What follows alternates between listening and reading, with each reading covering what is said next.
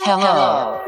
You are listening to the Carroll Connection with your host, Jared Carroll.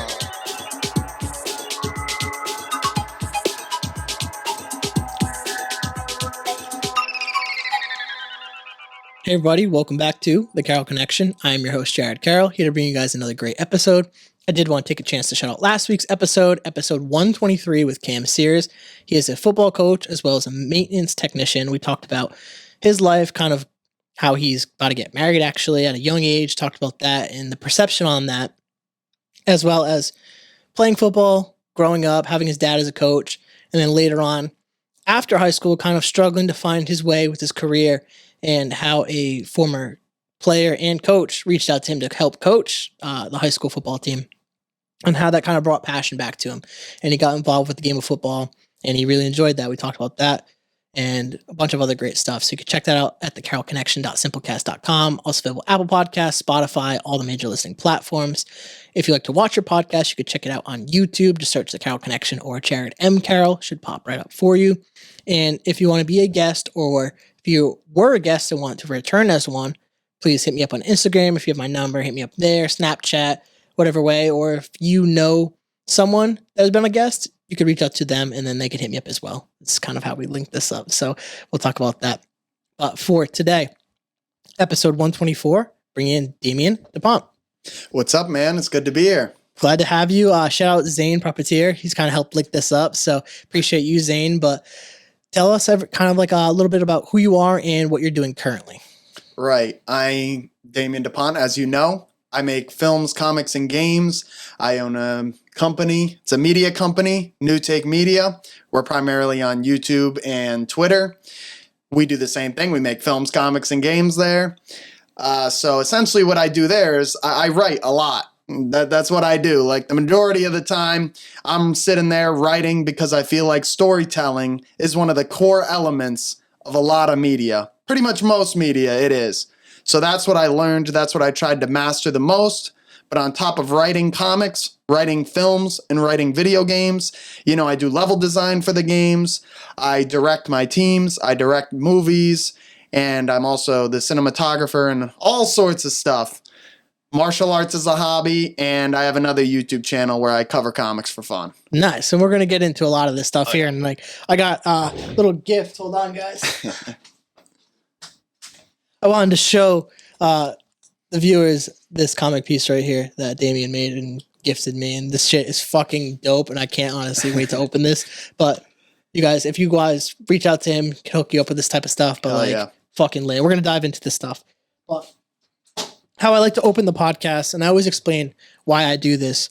I talk about family dynamic, and I talk about that for people who are listening who are new, that we're building the foundation of your life here, so people can kind of get a feel for who you are and where you grew up. So obviously, whatever you're comfortable with sharing, I'll let you kind of take the floor with that. Okay, so pretty normal life. I feel like I grew up like a lot of kids, but what I was primarily doing was making stories, my whole life pretty much. I mean, I had all my action figures, which I feel like many did, but I would literally set stories in specific locations and continue those stories. In my whole life, I was planning these stories out and creating lore. That book that you just showed, Grandpa Issue Number 1, I actually made that when I was in like elementary school. That's when the idea formulated. But, I reformed it over time as I got better and better. I just didn't know how to do that stuff in the past. So I just learned over time. And family life, I, live with my grandparents mainly. And my mother raised me as well. So I was raised by all of them. And it was a pretty normal life, just standard living. Yeah, it's cool. And transitioning a little bit to kind of like the childhood stuff, we talked a little bit off air about kind of like martial arts and stuff like that. Did that start at a young age as well? Martial arts started, I'm 22 now, started when I was around 18 years old. So that's when I started. Relatively recent. Yeah, it's semi-recent, yeah. What anything in the youth kind of like sports related or any hobbies that you might have done that were helping probably for like more, I guess you could say like friendship building? Because that's usually obviously whether it's a sport or a hobby specifically, it's usually how we're making friends at early ages. Right, yeah. I mean, I usually just I just picked up friends at school and then we would game. That was our hobby, you know. So you're a big gamer. That's what it Yeah. was. Yeah. Yeah. What was your favorite games growing up? Oh, brother. Aliens versus Predator 2010. That was one of my favorite games. Resident Evil 4. Love Resident Evil 4. Assassin's Creed. So I loved a lot of single player games, and then I would just go on parties with my friends. Red Dead Redemption. Oh, that one's that's a big one for me. Red Dead Redemption, man, that game slaps. Yeah, that's a good So fucking game. So well written, like it's just like amazing. The scenery, that's a game that I could like go back to at any point and just play. Like sometimes, like especially during it was like right around COVID.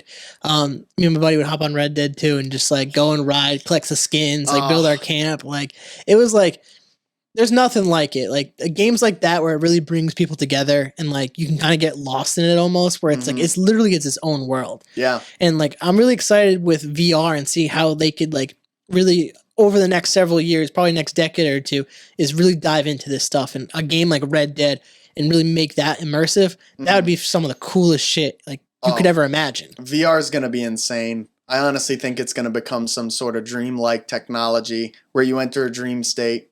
And I feel like people are going to eventually, like the Matrix, they're going to love those dream states so much that they're going to stay in it. But that's going to be badass, not going to lie. Not for society. It's not good for society. But it'll be good for me because I'm going to be creating the worlds you're going to be living in. So it's going to be badass. I'm going to make badass shit, you know? And VR right now is cool, even how it is. Like, for example, PlayStation VR that's coming out now, it's 4K. They have this thing called haptic feedback that PlayStation has, which essentially creates resistance. So, for example, if you're playing like Call of Duty, there will be resistance on the triggers. So it feels like you're pulling a real trigger. And then the vibrations with the recoil are very, like they flow through the controller in a way that feels way more realistic. So it brings you in. So the VR controllers have that now. So it's that on top of the already immersive experience of wearing the headset.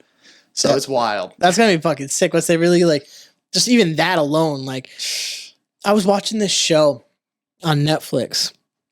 And I'm pretty sure it's in a different language, but like they have the subtitles and they have like a English speaker or English speakers and like the actors. And I think it's called, and I'm pretty sure it's $18.99. And this is a spoiler alert. So if you like want to watch this, probably like skip forward in this. It was a similar thing where this person like woke up and like they're in space and like by the whole show, I'm like, what the fuck is going on? Yeah. Like couldn't figure it out, but I kept watching. I was like, this is trending on Netflix for a reason. Like there's something here. And like, they just kept telling her like, wake up, you gotta wake up. And like, boom, like in space and like this like they're in this virtual reality. I don't know if you ever heard of Westworld. I have heard of It was Westworld. on HBO. It's a similar concept where it's like this immersive world that you're in, but you're in like a pod and like you're sleeping, but like you're in this world, living, breathing, like feeling pain and everything. And it's like, I wonder if like that's where this is gonna go. And like you see it in the TV shows and shit like that and the movies. But I'm like, I really wonder if we're gonna get to a place like that. And like as a gamer, like I'm like, hell fucking yeah. Yeah. Oh, I would be so hyped. I would love to do that. That'd be great. As a person living in society, I'm that might be an issue. It might. But to be fair, I mean, I guess there's worse things people could be doing, so maybe that'll distract them instead. I mean, we could hope. We would hope that. Maybe, I don't know. It's like, I think a lot with gaming, why people are so drawn to gaming is because it kind of takes you away. And I think that's like a positive and also can be a negative thing for a lot of people who get really stuck into it. Kind of want to know some of like the values that you get from gaming. Obviously, there's a lot of different ways you could take that because obviously it kind of flows with the creative aspect. So like kind of want to hear your insight into like the value of gaming for you. The value of gaming for me is to be able to, like you said, be in the world. It's like you said, it's supposed to take you to another place.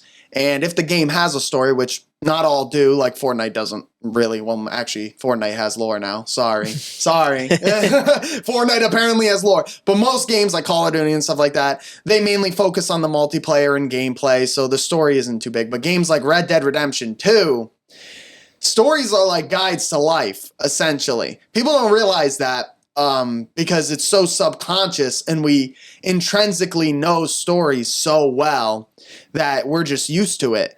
But they are really guides to life, and each character in a good written story should have their own beliefs. And since they hold their own beliefs, that's going to create empathy for that character.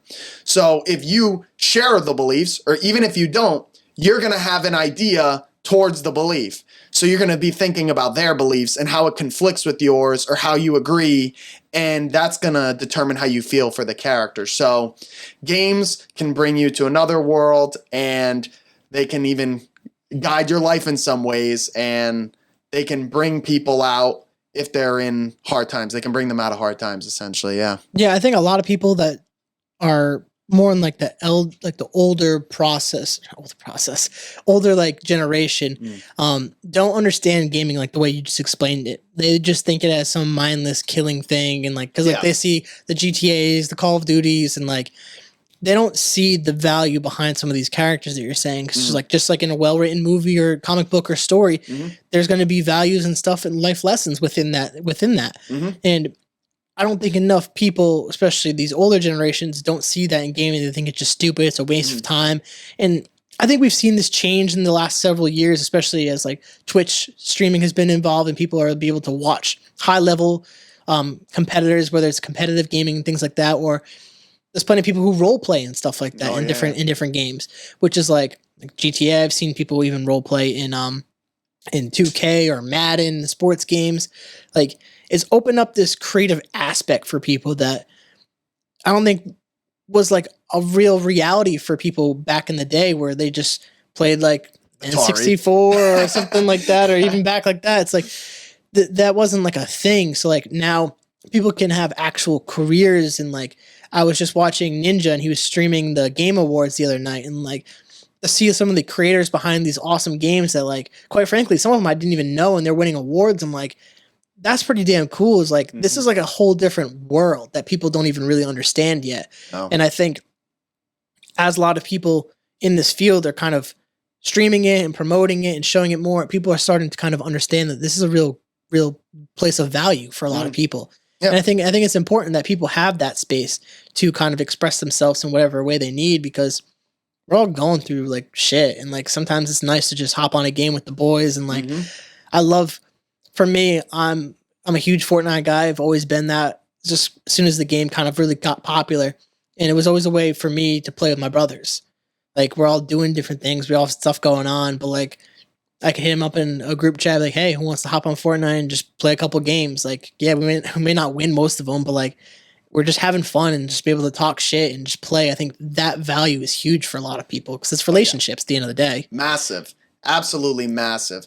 And yeah, obviously a lot of, older people, they don't really understand that, because they don't really understand the online aspect. Like the fact that you can be together with like 8 of your friends in one lobby in certain games and just go nuts and do whatever you want in certain worlds, especially GTA. You can do whatever the hell you want.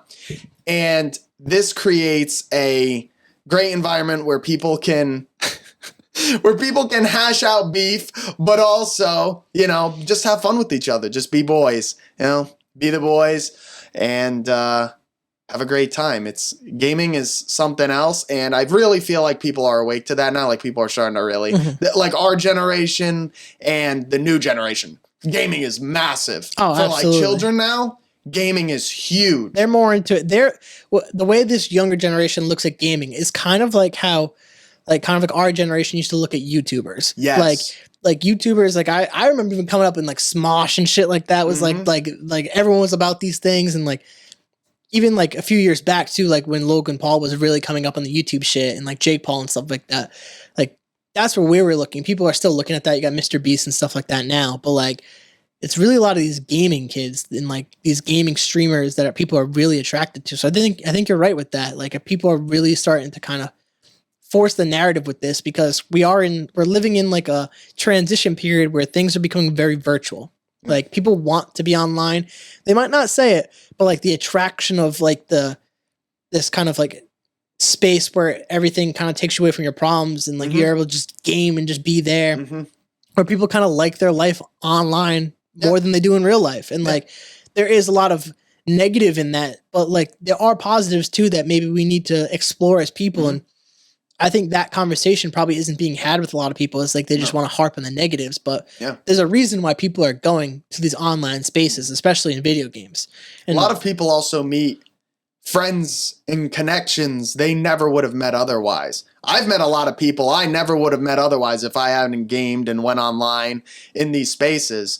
Some people even find relationships. You know, they find their future wife there. So that's just the world now. It's digital. We go all the way. We go everywhere. That's what us human beings do. Think about it. We started as like monkeys, theoretically. We started as monkeys just on this planet, and now we run it, and we can communicate with each other across the world. We can record history here in a podcast. Humanity is where it's at. And people always hate on humans because we do terrible shit.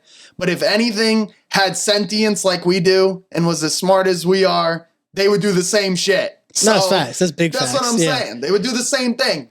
You know? It's always like a virtue signal. Like it is. Like, yes, obviously there's terrible people that do terrible things. Of course. Welcome to reality. That's like, just how it is. It really, like, you can't control all that aspect. I mean, that's what makes human beings so dynamic. It's because we have that spectrum where you could be really good and can be really evil. If everything was always good, it would probably be boring. Like it probably would. And like if everything was really shitty, it'd probably be really shitty. Like if everything was good too, I feel like we wouldn't learn anything. Facts. Yeah. Like what? Like if everything's hunky dory, like what's there to do? Like what are you going to learn? That's like, what I'm saying. Everything's stagnant. Like I think I like the aspect of human nature where we're allowed to like grow and fail and experience loss and love, and like this is what makes us so different than a lot of species, where we're able to have this like thought process. And I think people are so quick to hate on the human species, but it's like you said, there's so much good that has actually come from this too as well. And like, if we could just like focus on that and then try to correct a lot of the bad shit, which we do, but like, it's a lot of virtual signaling. And it's just, it's like we said, there's always going to be bad. It's just how it is. But over time, we've slowly gotten rid of more and more bad things. Absolutely. Like we're in right now, despite what people say, we are in the best time. We definitely are in the best time. Facts. And hopefully it'll just keep getting better, to be honest. And that's all you can hope for, and I think it will. Yeah. As everything improves, because things have only improved over time. It's a bias too. People just like, oh, like it's a nostalgia thing too. You look in the past, it's like, oh my God, it looks so amazing. And then it's like, go imagine if you could go back to that time. Like you'd probably fucking hate it. Yeah, like, why don't you go scavenge for food? We'll see how fun of a time it is. It's like if you took the mindset you have now, put it back then, you'd be dying to come back. Like it's just it's like it's a bias. Like you're able to have that opinion because you're able to look through a different lens and be able to retrospect and be like, all right, like that looks amazing. Like or like I don't know, you see people always romanticize the 20s and stuff. Like it's just like it's the Great Depression and all that. So it's like I wouldn't romanticize that. Yeah, so there's so much like stuff that people get caught up in. Is like they'll see something and it's just like it's nostalgia. It's like it's not really like you don't really want to be there and experience that. Like you're saying that in hindsight. Yeah. So I think there's a weird aspect with social media, with the internet, the way technology is warping. But kind of like going back to the conversation and transition a little bit past childhood is like as you're getting towards senior year in our high school, you're looking towards all the different avenues of post high school. What's the path that you take, and like what's the reasoning behind it? So first thing I did, right? I already knew. I was like, college? No, don't really want to do it. The reason why, I mean, if you want to do college, that's fine. I mean, more power to you. A lot of people do. Especially if you're in the medical field, you like kind of need college, obviously. If there's certain professions you need it. Certain professions you need it. Creatives, you don't need that shit. I don't care what anybody says. If you want to be a filmmaker, the best teaching you'll ever have is if you go out and make a fucking movie. I'm telling you right now. If you want to be a comic book creator, I took writing classes. It's like, bro, how about you write your own comic? There you go. You'll learn real quick, I promise you. Doing it is the best teacher you will ever have. And that's how I taught myself. And obviously, we have the internet. We can teach ourselves.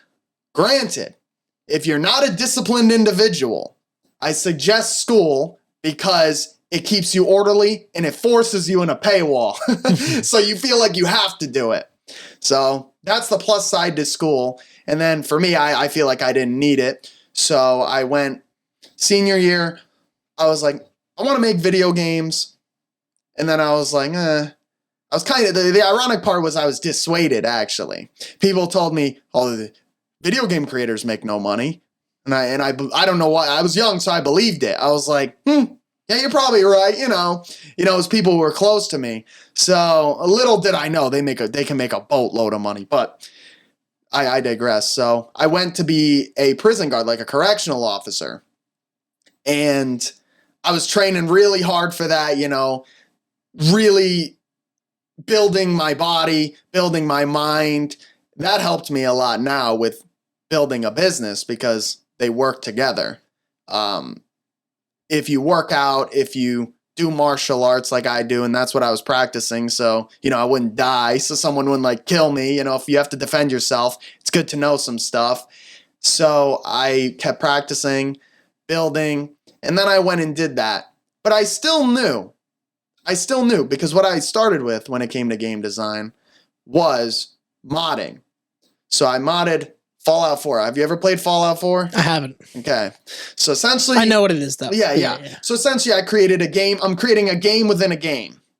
So that's essentially what the modding was. And that was my first game dev experience. And then I made a ton of short films that are terrible, but I just did it for fun. I wasn't going in it with the intention of being a filmmaker. I was like, oh, this is just fun to do. This is practice. I was like, I like this a lot, And then comic books, I was mainly just reading and covering. So what happened was I went to be a correctional officer and I was going through all the training and stuff. I passed everything. And one day I was starting to realize, because this is when my business was starting to rise. I was like, maybe I'll just be a correctional officer and I'll do this on the side, And one day I missed an email because they communicated only through email. So I missed an email and they're like, you're done. It's like, nope, you're not getting in. I was like, no call? Nothing. I was like, damn, okay. Well, I guess I'm not getting in. And then that jumped me into gear right away. I realized, yep, this is what I want to do. So I went full in on the comic book, started making that comic I gave you here, and I started pumping out more videos on film. I started practicing more, learning filmmaking. I've been in a skill building phase for a while when it comes to this. I'd say that's what I've been in for this past year or so. I started writing because I was thinking, I was like, okay, I have no budget. I have no equipment. What is the most important part of a movie? And I was like, the story. Duh. So I was like, all right, what should I learn how to do? Make a story. So I started writing stories, started going ham, started pumping out and practicing cinematography, all of that, all of the shenanigans. And after a while, I just pumped out tons of things in all three of these mediums. So I was modding as my game development practice. Then I was writing my comics and learning how that works. And then I was recording films, writing short films, just doing that repeatedly. No matter how trash they were, I just kept pumping them out until I got to where I am now. And I built a lot of connections with people who are in the same, sphere as me, who do media as well in all the different fields. I've, hired people to work on projects with me, like the artists, because I can't draw for shit. I cannot draw. So I hire an artist. And you do two jobs at once, so it gets done faster. So it's just more efficient. And then game dev, I don't like to do programming. Not one fiber of me wants to do programming. But that's the most essential part of game development. So I was like, I'm just going to get someone who's really good at it and have him do that. What I like is the game design, the ideas, the writing, and the level design, which is building all the levels, the environments, making it atmospheric, all that stuff. So building the world that the player walks around in is my favorite thing to do with game dev. Yeah, I mean, it makes a lot of sense too with the thought process of being kind of forced into making the decision for yourself to kind of create this. Mm-hmm. And when you're looking at what the most important piece of it is, it's damn, it's a story. You need to have a story with it. Mm-hmm. Changing the camera for us. Mm-hmm. But in terms of, I want to jump a little bit before we start diving really into this, is talking about the martial arts aspect, because I could imagine that also had a lot of lessons that could have influenced into this creative aspect of your career. So kind of talk to me a little bit about how you got, because you also said you started at 18, which is, I think that's pretty unique. I think most people start when they're young and work all their way up for a majority of people, I would say. So why did you start at 18, and kind of walk me through that process? Yeah. So I primarily started at 18. I was always interested in it since I was a kid. But when I was a kid, I just looked at like movie fight scenes and stuff. That stuff's not practical. And I was like, oh, this is a cool movie. You know, like Batman's like beating ass right now. I'm like, this is pretty sick. I kind of want to learn how to do this. But I never really got into it. And then I would always do like self-defense and stuff like that when I was in middle school. So when I was like 13 and stuff, it's the weirdest thing. I started with like weapon disarms. So like that's the first thing. I never learned how to like throw punches or anything first. The first thing I learned how to do, I was like, all right, what if someone tries to stab me to death? I was like, well, you know, I'll try to, you know, disarm and deflect it, which knife defense is like the hardest thing in the world you can do, by the way, because it's a close quarter weapon and it's very fast. So it's very hard to catch someone if they're trying to stab you. But there's that, and then there's gun defense as well. So that's what I started with when I was in like middle school. But I didn't really do like martial arts until I was 18. And when I was 18, that's when I really started going ham on the martial arts.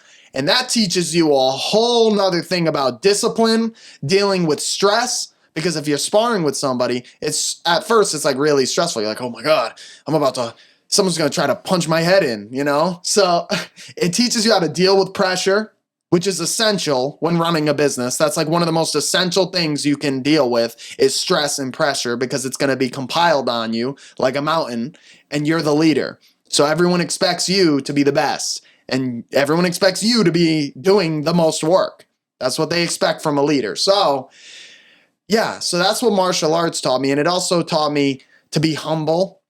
It taught me to be confident, because it just naturally gives you confidence, you know? Like, I can't even imagine walking around now. I honestly cannot. Like, I know a lot of people don't care, but I don't think like people realize how violent the world can be.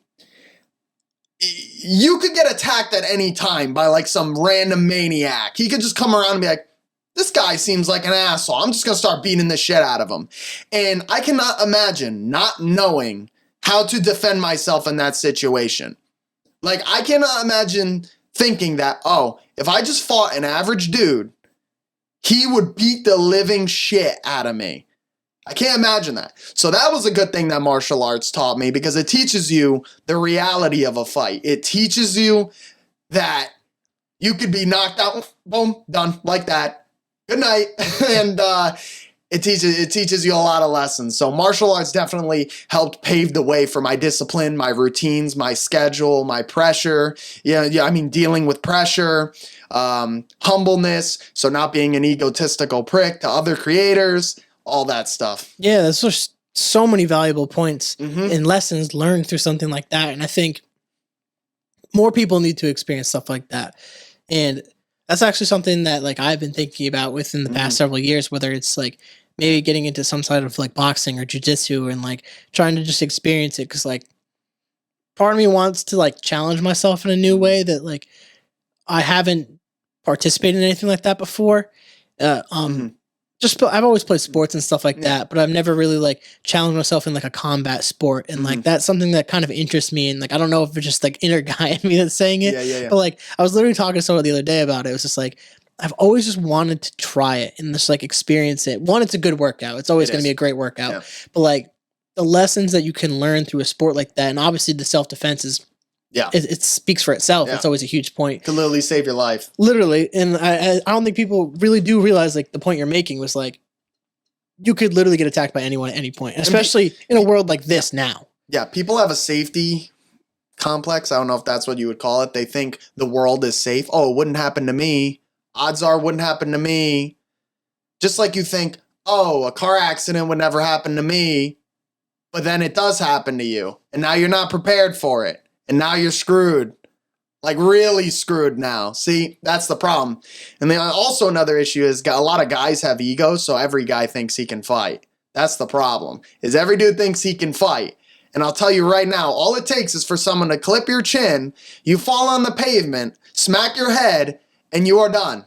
I've seen it. You are dead. That is it. Not dead, but Well, yeah. Not yeah, dead, I know. but you can die. It caused serious injury. Like and it lingered for a long time. I've seen that. Literally, it can just cause tons of things. Drunken fights, hitting the sweet spot, hit the concrete, nights out. Yeah, it's not. It's bad. So that's why you don't get in street fights. That's another thing you learn from martial arts is that you don't start shit for no reason. And if someone's giving you shit, just de-escalate because it's not worth it, especially if they just pull out a weapon. Because half the time the fights are never worth it because no. One, just injury alone is never worth it. Two, you're risking your life, especially if you know how to fight too as well. Like you're putting that other person at risk, and then there's legal ramifications of that. Go to jail. Like there's just so much stuff. It's like it's literally never worth half the problems because like in what I've learned too is just like even through like a therapeutic sense is like when you see someone kind of expressing like anger and frustration towards you, it usually never really has to do with you half the time. Usually some other shit in their life that's really bothering them and you're taking a lot of the brunt of that anger. And it's kind of just, I've been more willing to look at people as like their inner child's kind of like speaking versus just like them being angry. And it's like, I feel it's like you feel more empathetic and it kind of like, it doesn't make me as upset with them. It's like, you can look at someone and be like, I understand. And just kind of like, you're not saying it verbally, but it's like, I understand and just kind of like let them be. And I mean, I'll tell a little bit about my personal life and like off the podcast and kind of talk about that. It's sometimes you just got to look at people and just, it is what it is. And like, let them just move on. You just got to move on. You have better things to do. Facts. And I think not enough people do that, whether it's in their work, their family, their friends, their relationships. Like not enough people are willing to walk away from stuff that doesn't serve them, especially when it's conflict driven and emotions are tied into it. That's when people's egos get involved and they don't want to let go of stuff. When you got to let go and you got to move on to better things, especially when you have visions like I do and you do when you are creating these massive projects. You got to let that shit go and just focus on the vision at hand and just know that your purpose is guiding you. And I think the way you speak and the way you speak about your projects and your passions is very clear that you care about this stuff. So it makes a lot of sense the way that you approach your life. You can't. Everyone says, oh, it's common sense. Yeah, of course I'll cut out toxic people. It is easier said than done when it's someone close to you. Because when it's someone close to you, now, like you said, emotions are tied to it. And then that creates a whole series of complications. Oh, well, I've known this person for like 3 years. Now we have a problem. You see what I mean? That's where it gets difficult. But it doesn't matter. If you find a path and purpose, which I think you should. I mean, you talk about it a lot, right? You think people should find their paths and purpose. I'm going to tell you right now, if you find your path and purpose right now, even if you are depressed, which being depressed makes it harder, and I'm not a psychologist or anything, but obviously I know if you're depressed, it's harder to get out of the stump and find motivation to find a path and purpose. But if you find one, you will be happier. People think, oh, well, I don't know how to find a path and purpose. You have to explore. You have to do it. If you don't explore, then you're not going to get anywhere. Most people are just too lazy to explore. I'll be honest with you. They just don't want to explore, and they think, I hear this a lot lately because I'm 22, and the more I hear it, the more I don't like it. And I hear, well, I'm young. I got time till you die tomorrow or today. Because it's going to be one of the todays or tomorrows. And everyone knows that. Like, oh, yeah, obviously. Listen, think about it. One of these days, it's just going to, and this is kind of dark, but it's just going to be, good night. That's it. You're done. And it's either going to be slow. It's going to be kind of in the middle, kind of like you have some time to think about it, or it's going to be fast. Now, you're lucky if it's fast, but it's probably going to be either slow or it's approaching and it's approaching, or it's just going to be like, oh, you have some time to think about it. Now, do you want to be on your deathbed thinking, I'm dying? Because that's the first thing you're going to think is, fuck, I'm dying. And then the second thing you're going to think is, damn, I did nothing my whole life. I had no path and purpose. I was like a work slave my whole life. Like, think about that. That's my motivation. I think you're hitting the nail on the head. One, And two, you're right about the aspect of like once you find a path and purpose, you will become less depressed, and the chances of being depressed go way down. Obviously, there are clinical depressions and things like that, and that's not what we're talking about. We're talking about the people who are with the feeling of being depressed and who are struggling with their path and purpose. And I was one of those people, especially football for me for a long time was my identity. Right. And after high school, I no longer had my identity. My whole life is playing football and it's gone. For pretty much my entire college career, drinking, smoking, having fun, doing stupid shit, like not understanding the value of having a purpose. It's kind of the mindset was like, oh, I'm young, I'll figure it out. And then I moved away to try to get away from toxic people. I moved to Texas. I lived in Georgia for a little bit. And when I was in those environments, I have my college degree. I'm doing my big boy job, like in a new city with new friends. And here I am with the same problems. I'm like, what am I missing? And then when I'm in my lowest of lows, back against the wall in toxic work environments, not sure if I should quit, don't know what I have to do, don't know what I have in front of me, burst this idea of a podcast. And ever since that day, I never looked back. I went balls to the wall, I researched everything I could, I figured out how to get the equipment, how to do a podcast, creating a name, getting microphones, and then I did the damn thing. And I started it right before COVID. And then mine's an interview base. So when COVID happened, I couldn't get guests for a little bit. So I was on a chance where I almost didn't do a podcast. But it goes back to your point.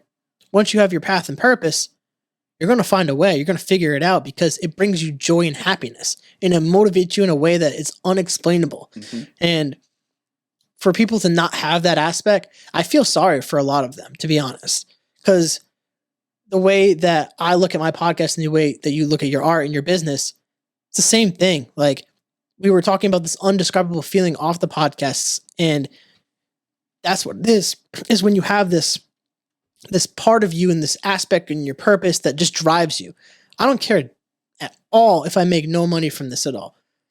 The purpose that this gives me is undescribable. Like we didn't know each other before we sat down to this podcast, and we were connecting way off the podcast about a bunch of stuff. When I talk about the podcast, and then like on the podcast talking about past purpose, passion, and all these amazing things in your life.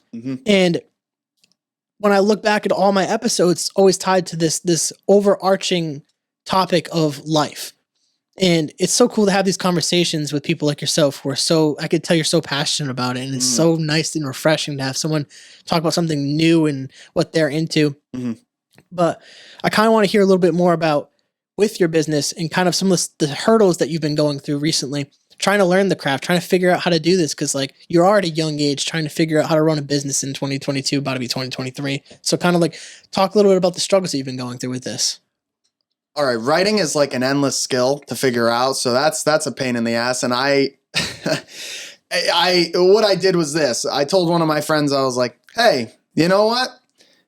I'm going to pay you $1,000. And this was like back in 2022, like early 2022.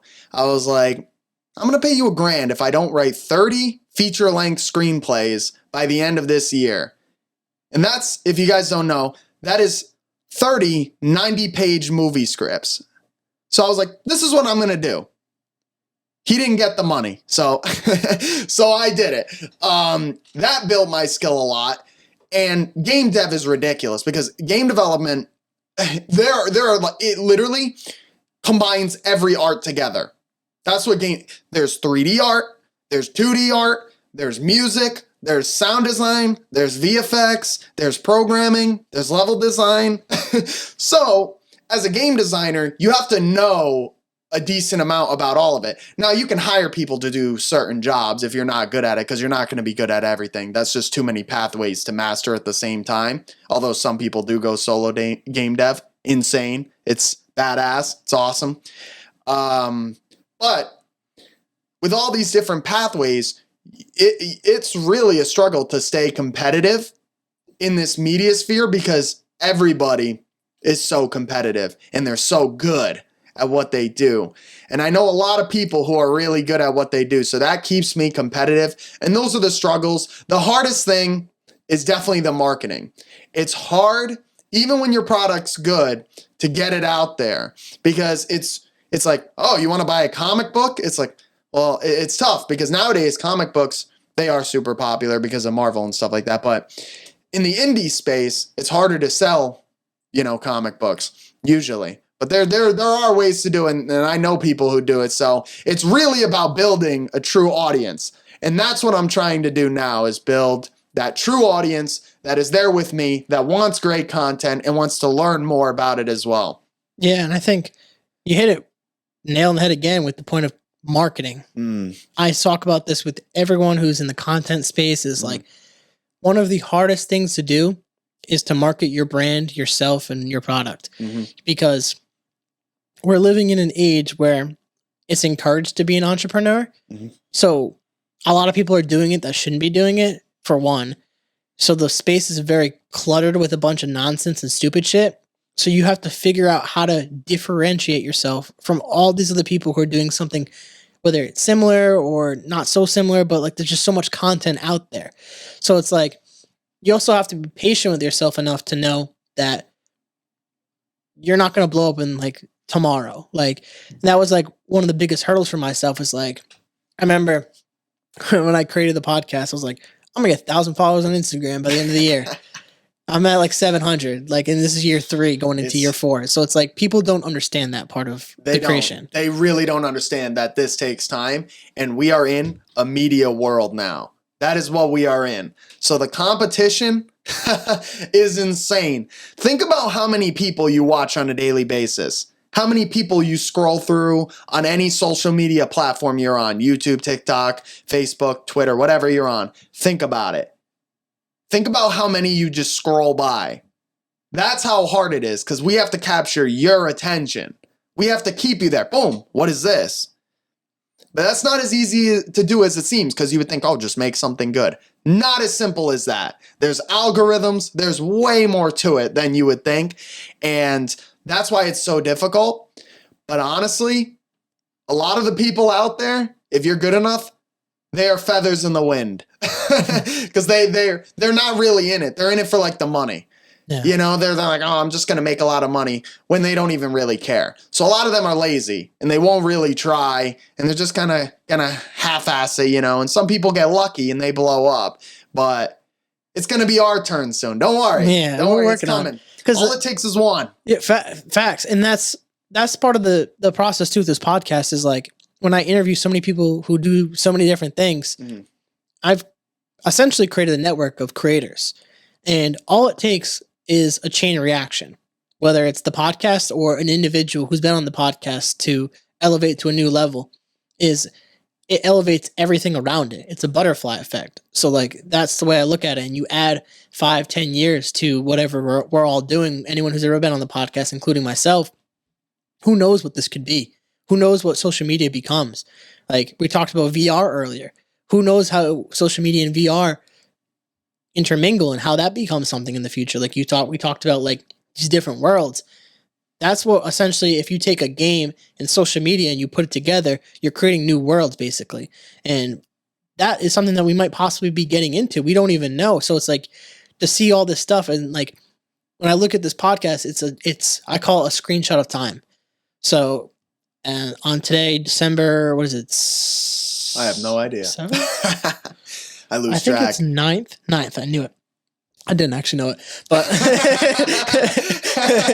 but like December 9th, taking a screenshot of time. We're having a conversation now. Who knows where we're going to be in a year, 2 years, 3 years? But like, to have that recorded, set in stone, to look back on is invaluable.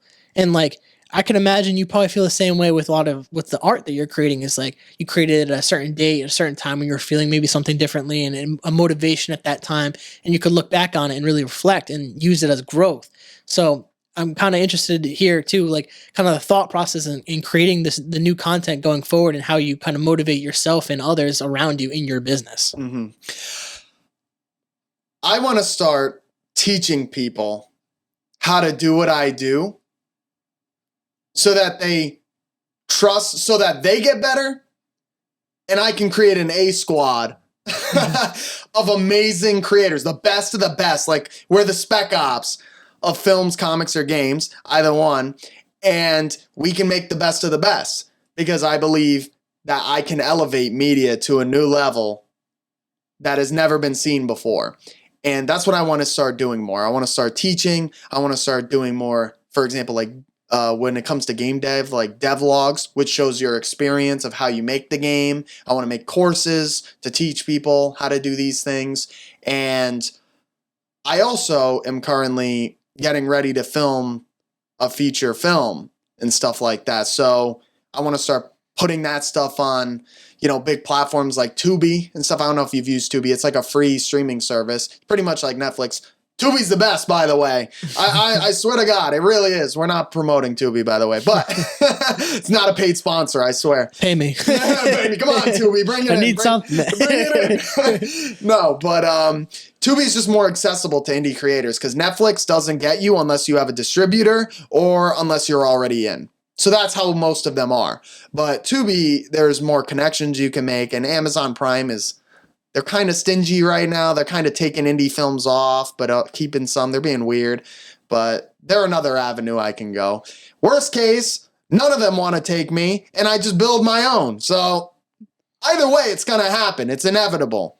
All right? I think it's the mindset, too, that you have that's going to be the reason you are successful. Because most people, they live in some sort of doubt. The fear of not succeeding overrides the actual succeeding part. And they allow the fear to kind of prevent them from actually pursuing the dream. Mm-hmm. Like, yes, we all know that most people don't end up successful. No shit. Mm-hmm. But if you use that as the excuse to not do something, you're failing before you even start. Like that's a fucking huge problem. And they have to realize this. The most reason why people fail is because they have the same mindset. A lot of people don't realize that. A lot of people think, oh, well, they make every excuse in the book. First off, we were talking about this earlier. I didn't address it, so good thing I caught it. We were talking about toxic people and cutting them out. You got to do it. I hate to break it to you. I know it sucks. I know it's difficult. But if you are serious about something and you are pursuing something, I've done it. You have to cut out toxic people. See ya. Goodbye. Don't be mean to them. Just have a good one, It is what it is. I have to move on. I have to pursue what I'm going to pursue. And if you do not do that, they will drag you down. That is another reason why people do not succeed. And everyone says, well, it's common sense. Then why do you hang around with a bunch of losers or toxic people? Why do you do it? Oh, because they're fun to hang around with. It's like, but that's not progressing you. And especially if they're not good people, they're just going to keep bringing you down and you're going to become like them. Everybody knows this, but you got to actually implement it if you want to be successful. And then when it comes to the fear and self-doubt, I guess martial arts helped beat that out of me a little bit, because you obviously have doubt. You're like, well, can I beat this dude? Especially like with me, I went to like tournaments actually. So I did I did a tournament where I fought like 3 people in one day, and it was essentially because I didn't want to cut weight.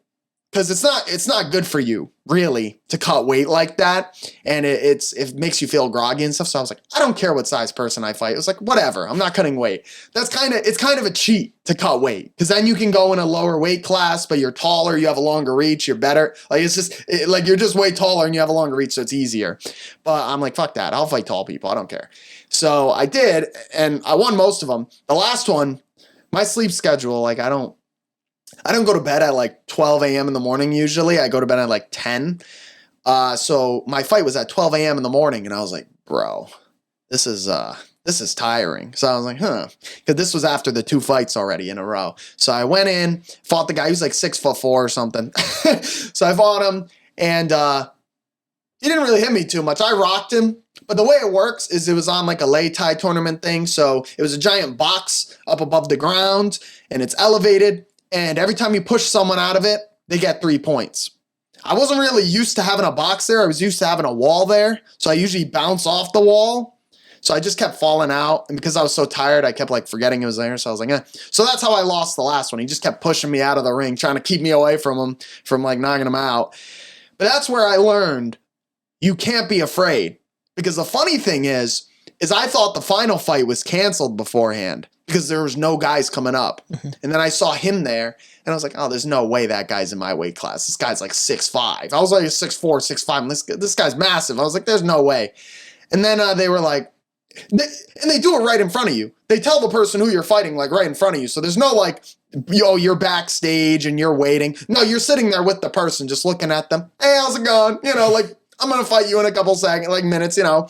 So I saw I was going to fight him, and it was like, damn. And in that moment, if I had a ton of self-doubt and stuff like that, he probably would have hurt me bad. He probably would have beat me really bad if, like, I wasn't, if I didn't trust my skills and my training. So that's why I learned in this creative space that I've seen people in my space. I'm surrounded, luckily, I've made, like, a lot of connections with people on Twitter and, you know, other YouTubers and people who do these crafts that I do. And they are indie. It's not like they're like massive AAA, whatever, you know, they're indie, but they're very successful. And I'm like, if they can do it, I can do it. There's literally no reason. And it's easier for me because I don't have a wife and kids. So it's a lot easier than it is for them. They have a wife and kids. For everyone who makes that excuse, oh, I have a wife and kids, I can't do it. Dude, stop making excuses. Yeah, if you have a wife and kids, it's going to be more difficult. But guess what? You got to be more clever. That's the trick. That's facts. That's huge with that. Change the camera one last time. We're definitely hitting the home stretch on the podcast, but I do want you to, before I get to like my wrap up stuff, my last question for you is talk about the stuff that you have coming up, the projects that you're working on. Right. A lot of them I can't really disclose. Yeah, obviously whatever you can. Like. Yeah. So like I said, I have more YouTube videos on my NewTake Media channel where I'm going to talk about different films. I'm going to explain storytelling in depth. I'm definitely going to make more short films and stuff like that. I have one coming up that's really cool. I don't want to spoil what the story is, but it's more of like an action drama. That one's going to be awesome. A little John Wicky vibes. And then I'm going to probably do more music videos with Zane. If you haven't checked out his stuff, Zane Propeteer. Shout out Zane. Yeah, I'm going to do some music videos for him probably. And then, I'm going to keep working on my game. Games take a really long time. So I'm trying to be as clever as that and make that as simple as possible. And then issue 2 of that comic is already almost done, but I'm going to submit it to a publisher who lets you own the rights. I'm not going to say who it is because usually they don't want you to. And if that goes through and they accept it, hell yeah. If they don't, whatever, I'll just do what I did with the first one, which was crowdfund it. When you crowdfund, it's essentially like a pre-order. It's like buying it before it comes out and you build the money, you raise it. It's like an event and then you send it out to all of the backers who bought it. So that's what I did. I crowdfunded the first book and I'll do it again if that's what it takes, you know? So I'll just keep pumping them out, man. You have to let me know too. If you're going to do it that way, definitely keep me updated. Oh yeah, so I'll let you know. Going to be interested in that. So Damion, last question that I have for you is what would your advice be for someone who's trying to pursue their passion? Listen, in any endeavor, in anything you're trying to do, you need to come in like an atomic bomb, okay? Because if you come in like an atomic bomb of ambition, self-discipline, skill, and cleverness, people are going to see the flash, all right? And if they don't, if they miss it, they're going to feel the shockwave and they're going to hear rumblings. Then they're going to come to investigate. So drop those bombs, but not like literally, you know, drop the bombs and make good shit, pursue your passion, and put in everything you have to it, and it will happen. There's no way it will not. If you go in and you don't let anyone tell you otherwise, there's no way it's not going to happen. All you got to do is be clever with it. There's a difference between being smart and being clever. Clever is kind of, you go through the experience and then you learn the tips and tricks. You're like a trickster. You find the tricks to slip in and get there quick, get there faster than another person would. Like if there's a slow route, you take the shortcut. That's being clever. So drop those bombs. Perfect. That's actually one of the most unique answers to that question I've ever gotten. Because it's a great metaphor too. It's like, in a set, you're making waves. Like you're making it known that you're here and you're gonna continue to pursue your passion. I think that was a perfect way to wrap this podcast. But Damion, I appreciate you coming on this podcast. It's been fucking phenomenal. Like this has been great. And I've been so happy to do this episode, especially with the type of work that you do. It's completely new to me, so I appreciate you for coming on here and talking with me. Thank you so much for having me on. It means a lot, man. Appreciate you, and always open to doing another podcast. Maybe we get you and Zane on one of these bad that'd boys. be wonderful. That'd be something. I'll tell you that. For you guys, if you guys like the podcast, please rate, review, subscribe, share it with your friends, share it with your family, share it with your grandma. You can check it out at thecarrollconnection.simplecast.com. Also available Apple Podcasts, Spotify, and all the major listening platforms. If you like to watch your podcast, search The Carroll Connection on YouTube or Jared M. Carroll. Should pop up right for you. If you want to be a guest in the podcast, hit me up on Instagram at Jared M. Carroll or at The Carroll Connection. Shoot me a text with my number, Snapchat, or hit me up through anything else like that, or a friend or something like that. But till next time, guys, peace.